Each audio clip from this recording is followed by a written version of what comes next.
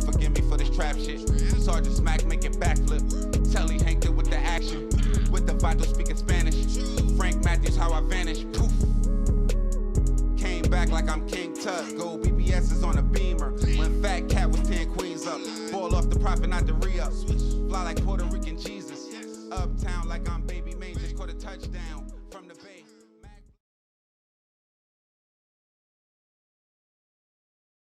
Government to release a secret 28-page report on possible Saudi Arabian involvement in the 9/11 attacks. It discusses people suspected of supporting the 9/11 hijackers while they were in the United States. And the Fox 31 problem solvers have obtained recently declassified documents indicating one of the possible helpers might have been living here in Colorado. It's a name we've told you about before. Homidin al-Turki, a Saudi citizen living in Metro Denver. In 2006, an Arapahoe County jury convicted him of keeping his maid as a sex slave. 7 years later, in 2013, he was in the news again. He was on the verge of being transferred back home to Saudi Arabia to serve his prison sentence there. But the FBI intervened, and the Department of Corrections Chief Tom Clements said no to the transfer. A week later, Clements was murdered. In the shocking overnight murder of the head of Colorado's prison system, Tom Clements was gunned down as he answered the front door of his Monument home last night. Air Tracker 7 was over the home this morning. Investigators are searching the area for clues, and they are talking to neighbors. We get team coverage for you right now on the murder of Tom Clements. 7 News reporter Tyler Lopez is at the command center. And Tyler, a neighbor may have seen something that could help lead to Clements' killer. Right, Bertha, it's a vehicle. It was seen empty, but the engine running just minutes before someone called 911 from inside the Clements home to say the executive director of our state prison system had been shot. El Paso County Sheriff's deputies explained to people living along Colonial Park Drive about the events of Tuesday night. The executive director of the state's prison system, Tom Clements, was shot and killed at his home here. The initial report came just after 8:30 from inside the Clements home that someone rang the doorbell. Tom went to get the door and was shot. Ended up blacking out our house and making sure that we were safe, but all of our prayers go out to the family. We truly are so sorry for their loss. With daybreak came the chance to do a grid search of the sloping, tree-covered terrain. Air Tracker 7 capturing the wide-open, large, separated homes in this area. Just minutes before the shooting, a resident saw a car that detectives now want to find. It was not occupied at that time, but the vehicle was running, which of course elevates kind of the suspicious nature of that observation, so to speak. Here's another look at the vehicle they're trying to find right now. A vehicle of interest, an older 90s model two-door sedan described as boxy and shiny by the resident, possibly a Lincoln. It was seen leaving this area heading west towards the mountains, then veering south on Jackson Creek along I-25 with green dashboard lights. Again, that's the vehicle they want to find right now as this investigation continues to unfold. Live in Monument, Tyler Lopez, 7 News.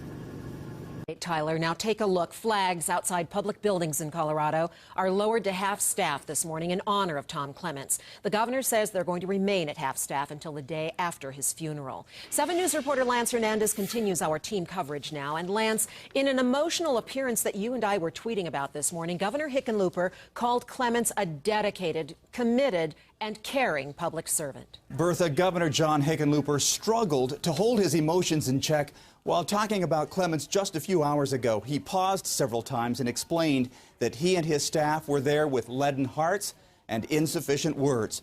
Now, Tom Clements was appointed executive director of the Department of Corrections in January 2011. The governor says he lured him to Colorado just as he was retiring from a similar job back east.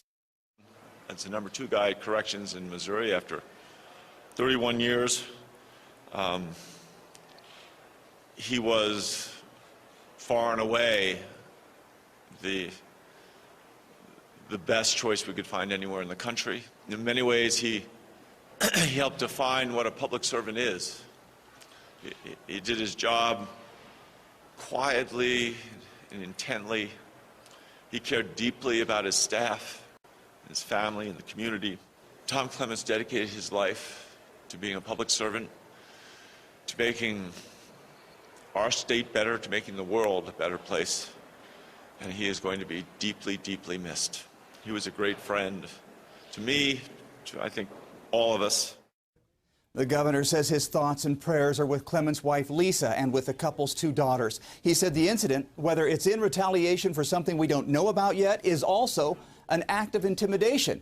But he says he and his cabinet have to move forward with their work. I'm Lance Hernandez in the 7 New at 10, Newsroom. it's been 1 year since parolee Ebel cut his ankle monitor, going unmonitored for days. And then he went on a murder spree, killing the head of Colorado's prison system, Tom Clements, and husband and father, Nate Leon.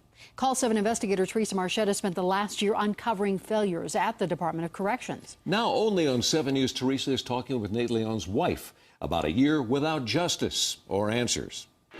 It's not going to be a day to remember. It's not going to be a day of celebration. It's going to be another night of hell. St. Patrick's Day 1 year ago, Katie Leon kissed her husband Nate goodbye for the last time. Is anything different or better a year later? No. No. It's not. I still go to bed in tears. I still wake up in tears. Nate Leon was just 27 years old, working a second job that night to bring in extra money. We were giggling, and I begged him to call off work and stay home and just celebrate St. Patty's Day, and we were going to have a good day. I first interviewed Katie Leon and her mom Bernadette Alness last May. The 27-year-old man that got murdered for a T-shirt. They were shocked by what I'd uncovered, a catastrophic series of errors made by the Department of Corrections Parole Division leading up to Nate's murder.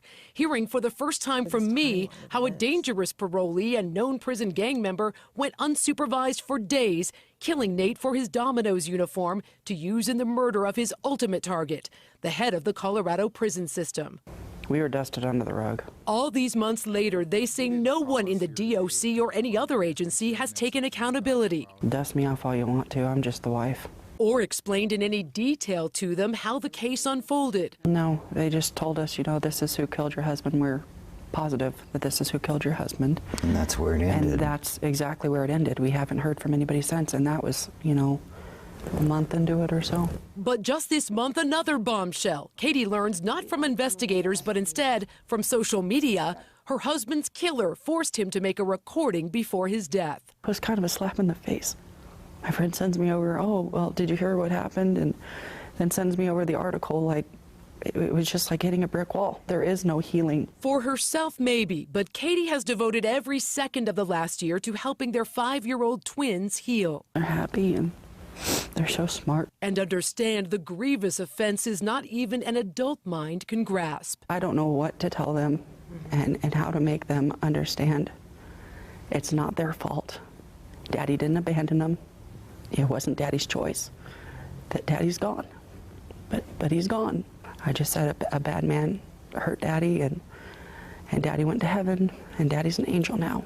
Katie finds some comfort in surrounding herself with things Nate loved. I've got a little steampunk heart, and it's got my kids' birthstones in it. I've got my Rubik's Cube. Like the necklaces she wears. And then I've got Nate's wedding ring and a picture of Nate. And she has transformed the last place Nate was alive. We put a cross out there, and we've put flowers. Into a place for peace and healing. He's right there behind me when I go out there and I cry. He's right there when I talk to him. What would justice mean for you now? Would there be something that could happen? No. No, should have never happened. But there will be no justice. It's taken me a year to actually say that, but there will be no justice. And that's hard to accept. Katie says she's reached out to the families of other homicide victims over the internet and is slowly building an online support group.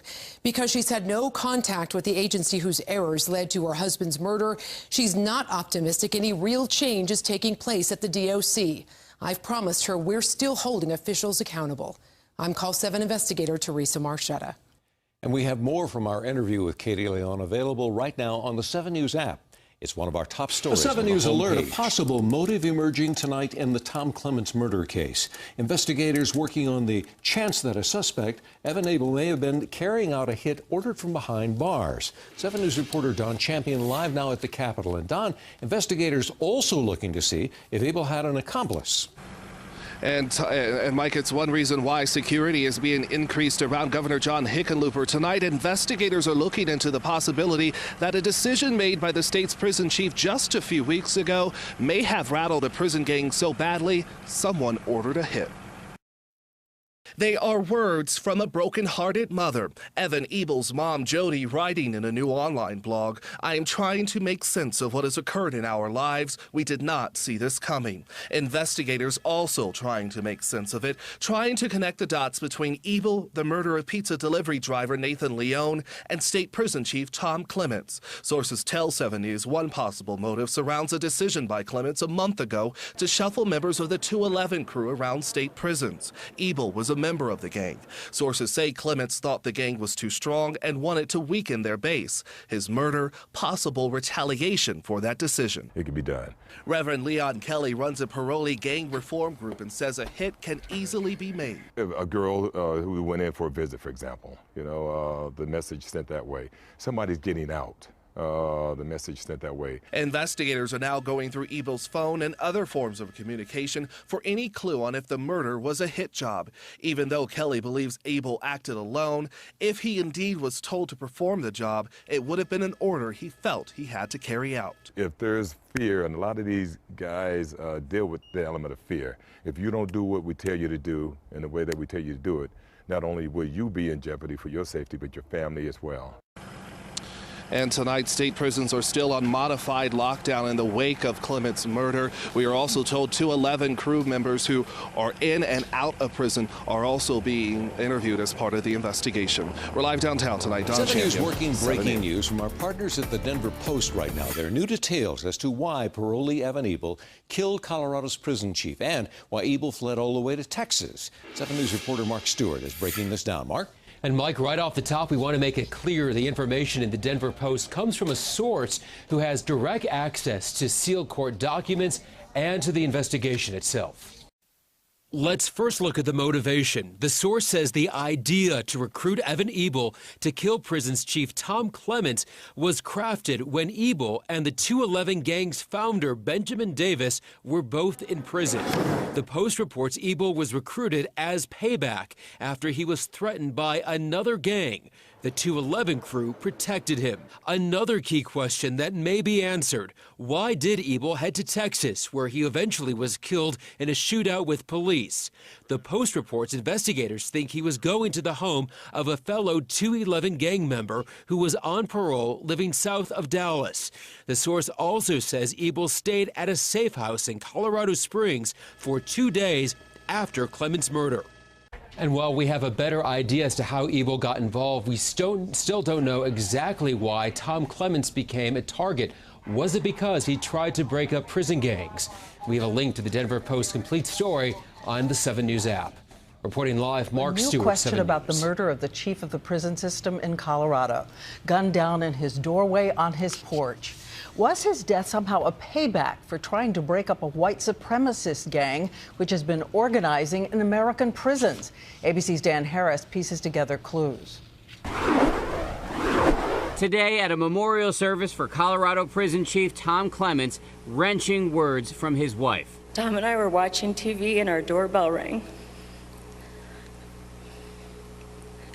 And my life was forever changed.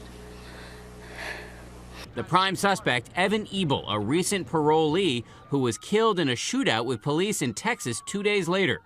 Late today, investigators said ballistic tests show the gun Ebel used in Texas was the same one used to kill Tom Clements. This is an exact match. It has been confirmed. Law enforcement sources say they suspect Ebel also killed a pizza delivery man to use his uniform as a disguise as he approached Clements' home.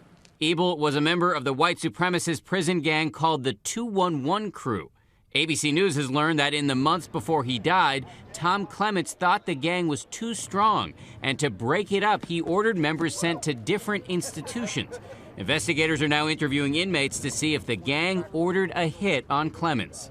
In recent years, experts say ultra-violent white supremacist prison gangs like the 211 crew and the much larger Aryan Brotherhood, the subject of this National Geographic investigation, have expanded their criminal enterprises outside the prison walls, selling drugs and running guns all directed from behind bars. They devised all kinds of codes, so they might send out a letter that looks like a quite benign letter but is actually directing a hit or some other kind of criminal activity. Still, experts say it is extremely rare for prison gangs to kill top officials because to do so means all-out war. Tonight, war may well be what the 211 crew has on its hands. Dan Harris, ABC News. Major new development. We told you about that Colorado lawman. The husband shot in cold blood on his front porch as he answered his doorbell. Then last night here, the shootout in Texas. Authorities believe they had their suspect. They shoot and kill him. Tonight, they want to know if he was behind yet another notorious killing in broad daylight, one just a few weeks back and never solved. ABC senior justice correspondent Pierre Thomas on this fast-growing case again tonight. Tonight, there's intense focus on this young man as a possible suspect in the execution-style murder of Colorado's corrections chief, Tom Clements. And we now learn police are investigating whether he could be tied to the high-profile murder of another law enforcement official. Police identified 28-year-old Evan Spencer Ebel as the man who led them on a high-speed chase and a shootout in Texas in a car that matches the description of a vehicle seen near Clements' home. In this cell phone video, you can see and hear the chaotic aftermath. And look at these photos, showing just how close the gunfire came to striking an officer in the head. The only thing that we have that connects it to Colorado is obviously the identity of Mr. Ebel being in Colorado, the car with the license plates from Colorado. Authorities are investigating whether Ebel joined the white supremacist prison gang 211 while incarcerated in Colorado. Police were overcome with emotion when asked about an officer wounded in the shootout. Today, police announced the FBI is investigating whether Ebel could be connected to the murder of a Texas prosecutor gunned down in January, roughly 100 miles away from the Texas shootout. Witnesses say Kaufman County Assistant District Attorney Mark Hasse was executed in broad daylight by two men dressed in black SWAT gear. And David, more breaking news. We just got court documents that say the shell casings from the Texas shootout are the same brand and caliber as those found at the home of the Colorado prison chief. Pierre Thomas, I know you'll be following this into the night. Pierre, thank you. Yo, we back. It's your boy Popalot. Mobb ties. We on our way to Denver with it. Colorado to be more exact. Now I'm almost 100% sure it's the first time we've been to Denver or Colorado. So if this real shit is hit, y'all niggas out there, y'all niggas get in the comment box, let us know what's going on. Real shit. Now, the organization we're going to be covering today is going to be an organization by the name of the 211 Gang. And the individual we're going to be talking about today is going to be a guy by the name of Evan Ebel. Now, the reason we're going to be covering them, because they did some wild shit. But another reason we're going to be covering them is for the niggas in the comment box talking about, man, yo, man, you only always covering black on black crime or black people. Or the other niggas like, yo, black people, y'all are just ruining America. What is going on? Actually, this shit is worldwide with the shit we covering everybody, man. You do some foul shit, your ass gonna end up on mob ties, man. So tell your brother, man, you better watch it if you don't want the world to see the shit. But now back to the 211 gang, back to Evan Ebel. Now this story just got so many layers, fucking like an onion to this shit. The more I started peeling, the more I just I'm like, damn, this shit is just almost too much video to involve. But the gist, I'm gonna give you the story in a gist. So it was a guy, Evan Ebel. It's alleged that he's part of a gang, 211 Gang, and they on some white power type shit. They're based out of Colorado. Now it was conflicting reports whether Evan Ebel was a member of the 211 Gang or whether Evan Ebel was pretty much like a pawn, was a prisoner in jail, came under another fire from another gang, i.e. Bloods, Latin Crips, Latin Kings, Crips, and he was defended by 211. But I could see both scenarios where a situation like that happens and occurs in jail, a lot of times in jail, niggas ally with who, I guess, I don't know, best. Some niggas ally with whoever's the strongest. Some niggas ally with who best fit, you know, what they stand for and shit like that. Old school shit. But I definitely could see a case and scenario where it's both, where he was a target of another gang. 211 protected him. He ended up joining 211, but that's here nor there. The gang is 211. The individual is going to be Ebel. It's going to be said that he was contracted / went out on his own on a vigilante mission to kill the director of corrections. I'm going to say his name is Tom Clements. You guys see the video, so y'all know better than I do. And pretty much just kind of like covering that murder, I saw where he ended up murdering a pizza delivery driver just for his fucking outfit. And like, what the fuck, nigga?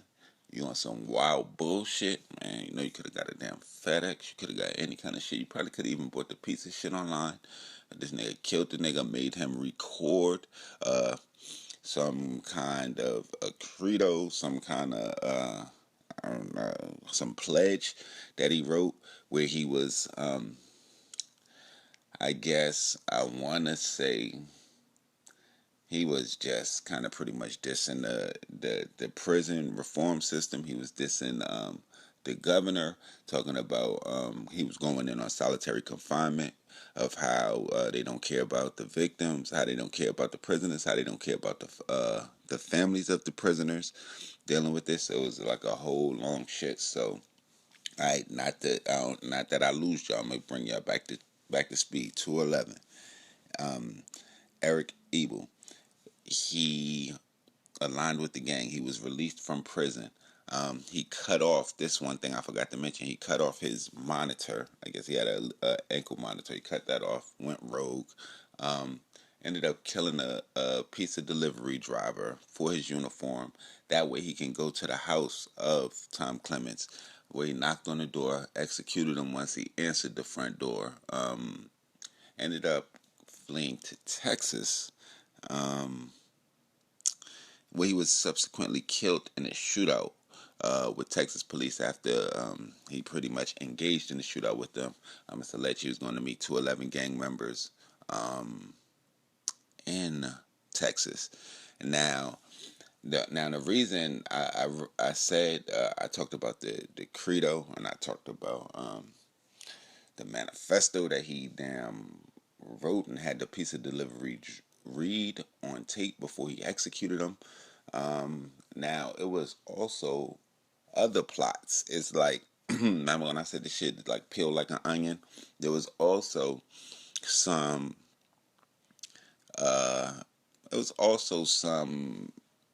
speculation that it was the murder was orchestrated by a Saudi Arabian immigrant in this country that also was alleged to have plots to like 9/11 fucking hijackers and shit. This shit like so fucking, I'm like, what the fuck? Where they said that he potentially paid the 211 gang for protection. Allegedly he has a large amount of money. He was locked up for, now I dig this shit on everybody's case. Now allegedly he was locked up for like imprisoning Indonesian housekeeper for like years, like 4 years. So like I want to say, they said like sexual assault. They hit that nigga with like kidnapping charges, all kind of shit. He was originally sentenced to 28 years, but that shit got dropped to 8 years for like good behavior. I don't even know where the fuck this nigga's at. He could be your next door neighbor, man. I could not find it. I think I saw somewhere where they said like his wife was deported, but I could not find any information on him. Like, besides he tried to sue like the jails, and he ended up losing. So I don't know. I'm expecting him to be deported because I know niggas that stab niggas from Jamaica, and they deported them niggas, man. I got a nigga that got caught with a cocaine charge. Shout out my nigga Toro, man. They sent that nigga ass back to Panama. I know multiple niggas that they sent back, and I bet niggas could get in the comment box, man. Now, supposedly with that law, because I did research on that, if I think it's something to do with if you get charged with a crime that's more than 5 years. And I think it might, like, if it's definitely if it's violent, but or it might have to do with drugs. I don't know, but they damn sure gonna deport your ass. So I don't. If this nigga's still around, some wild shit going on is all I'm saying. Yeah, and pretty much those are the twists and the lump sum. So it's like either the Arabian nigga put the head out on him, either Ebel was damn AWOL and went on a damn vigilante mission because of the amount of time he spent in solitary, or the 211 gang, who what the last thing I guess I need to mention with them was they were being dispersed by Tom Clements around the time of the murder. So some people tie that into it. They like, well, with him moving the gang members to different parts of the country, would that in turn make them mad enough to put out a hit on them? Yeah, so I don't know. Shit, I don't know what the fuck, man. I watched this shit. I don't know what to think. Y'all get in the comment box. Y'all let me know what the fuck y'all think went on.